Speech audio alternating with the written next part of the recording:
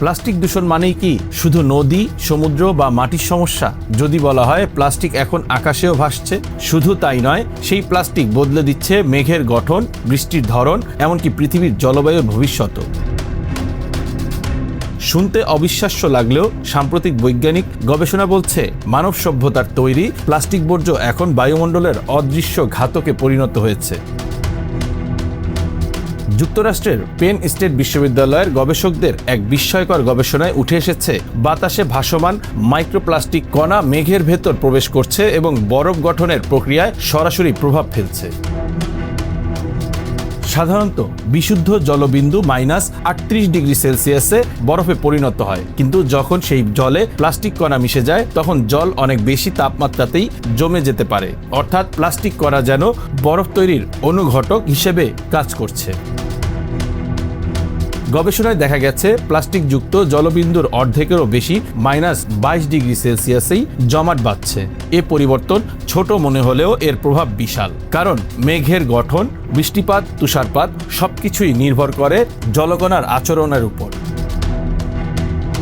জাপানের Mount Fuji এবং চীনের মাউন্ট তাইয়ের উপরের মেঘ থেকে সংগৃহীত নমুনায় বিজ্ঞানীরা 4 ধরনের প্লাস্টিক কণা শনাক্ত করেছেন। এর মধ্যে রয়েছে কম ঘনত্বের polyethylene, polypropylene, polyvinyl chloride, polyethylene terephthalate, যা পিইটি নামে পরিচিত।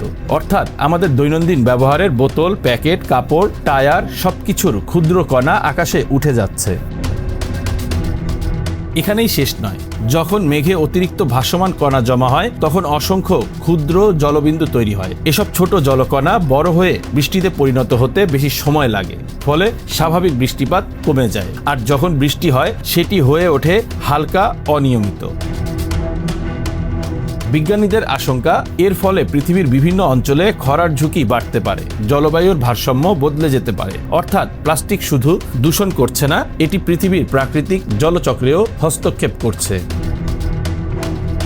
এখন প্রশ্ন হলো, এই প্লাস্টিক আকাশে উঠছে কিভাবে? গবেষণা বলছে গাড়ির টায়ারের ক্ষয়, সিনথেটিক কাপড়ের তন্তু, শিল্পাঞ্চলের প্লাস্টিক বর্জ্য এবং শহরে প্লাস্টিকের অবক্ষয়, এসব থেকেই তৈরি হচ্ছে অতি সূক্ষ্ম প্লাস্টিক কণা, যা বাতাসে মিশে বায়ুমণ্ডলে প্রবেশ করছে।